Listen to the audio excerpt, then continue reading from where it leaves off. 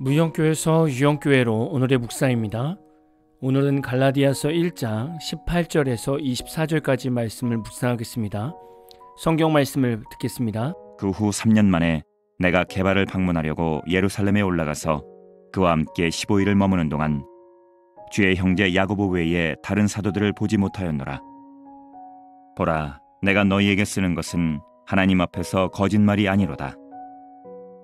그 후에 내가 수리아와 길리기아 지방에 이르렀으나 그리스도 안에 있는 유대의 교회들이 나를 얼굴로는 알지 못하고 다만 우리를 박해하던 자가 전에 멸하려던 그 믿음을 지금 전한다함을 듣고 나로 말미암아 하나님께 영광을 돌리니라.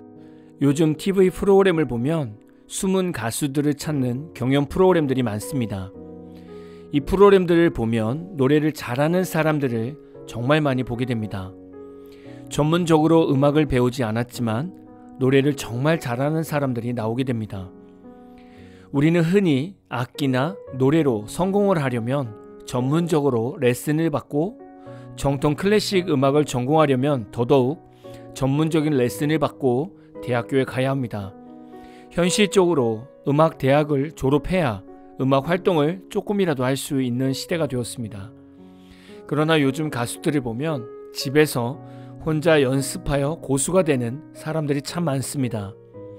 이들은 실용음악 대학을 나오지 않았을 뿐이지 실력은 실용음악 대학을 졸업한 학생들만큼 좋았고 그 이상의 실력자들도 있습니다. 그러나 현대시대에서는 이들을 잘 인정하지 않습니다.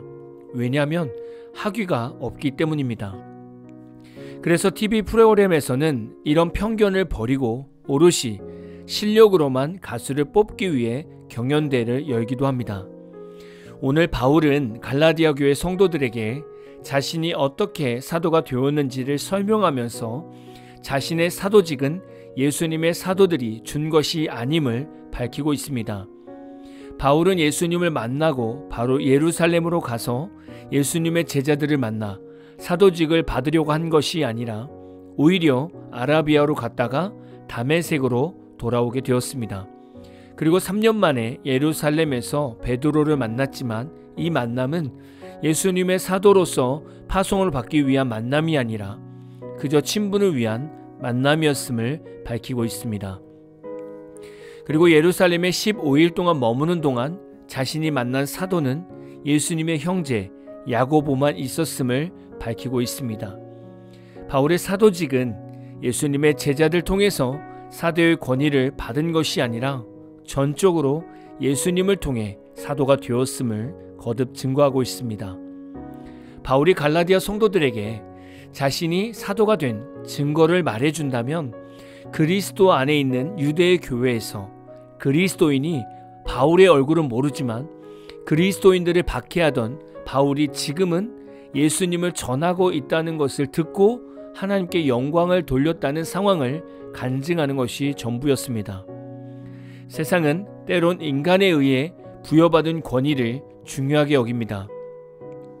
그래서 졸업장, 수료장, 임명장 등을 받으려고 노력하지 않습니까?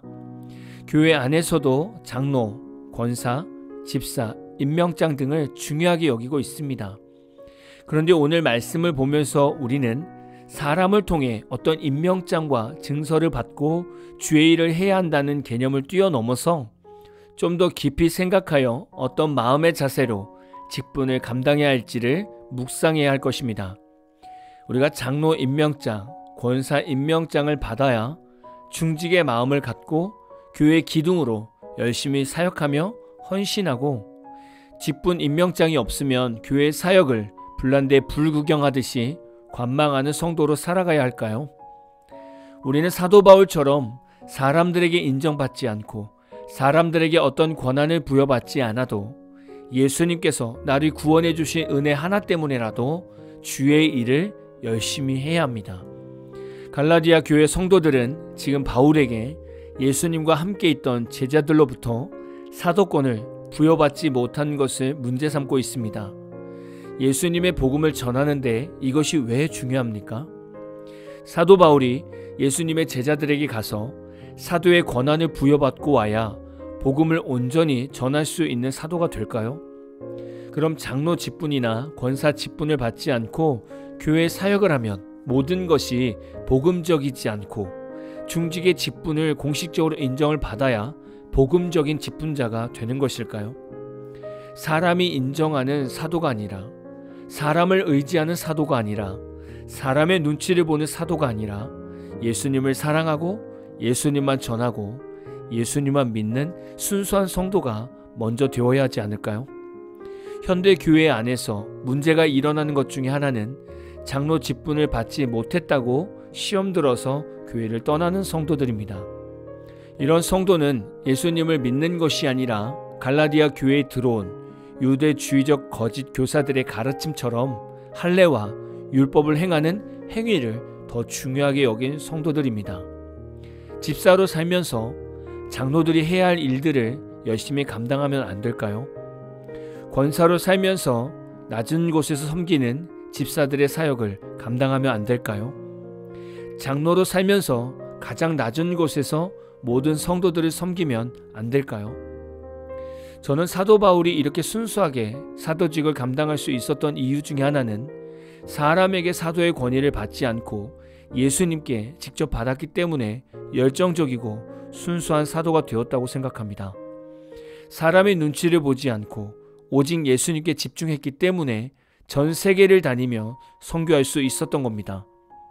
만약에 사람들에게 사도직을 받고 파송이 되었다면 바울의 사역에서 예수님의 사도들이 이렇게 사역해라, 저렇게 사역해라, 이런 일은 왜 했냐, 저런 일은 하지 마라 등등 엄청난 간섭을 받았을 것입니다. 한국 교회 선교사들은 교회 파송을 받고 선교를 나가면 이후로는 파송한 교회 눈치를 정말 많이 보아야 합니다. 현장의 상황을 모르는 파송교회와 담임 목회자가 하라는 사역을 선교사들은 억지로 해야 하는 슬픈 현실이 있습니다. 사람에게 부여받은 권위는 이렇게 변질될 수 있음을 말씀드리는 겁니다. 여러분도 교회에서 성실하게 사역하시다 보면 중직을 받을 수 있습니다. 이때 여러분은 사람에게 부여받은 직분이라고 생각하지 마시고 예수님께서 우리에게 주신 직분임을 먼저 깨닫고 더 순수하게 주를 위해 살겠노라고 결단하는 성도가 다 되셨으면 좋겠습니다. 직분에 욕심이 생겨서 임명장을 받는 성도와 하나님의 사명을 받고 순종하는 마음으로 직분을 받은 성도는 신앙의 열매가 완전히 다릅니다. 직분에 욕심이 있던 성도는 교회 중직을 받고 성도 위에 군림하려고 하지만 하나님의 사명을 받고 중직자가 되면 연약한 성도들을 낮은 자세로 섬기게 됩니다. 바울은 연약한 자들에게 복음을 전하기 위해 섬기는 자리에 내려와 있는 것입니다. 여러분은 지금 누구로부터 직분을 부여받았고 어떤 성도로서 교회에서나 가정에서 사명을 감당하고 있습니까? 신앙생활을 수십 년을 해도 순수한 신앙을 잃지 않는 저와 여러분이 다 되시기를 진심으로 축복합니다. 오늘 마무리 찬양은 유효림님의 내가 나 된 것은 이라는 찬양입니다. 찬양 후에는 잔잔한 연주곡이 있습니다. 말씀을 생각하면서 기도하는 시간을 가져보십시오.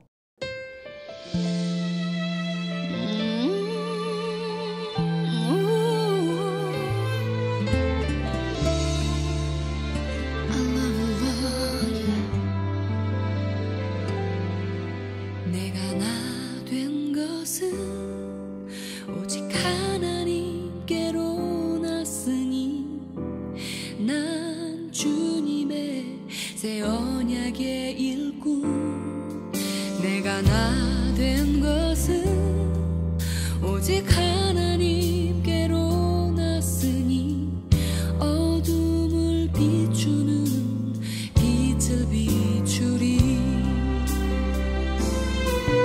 내가 나 된 것은 오직 하나님께로 났으니 세상의 고통도 난 두렵지 않네 내가 나 된 것은 오직 하나님께로 났으니 넘치는 감사로 주께 영광 돌리리 고통을 당해도 버림받지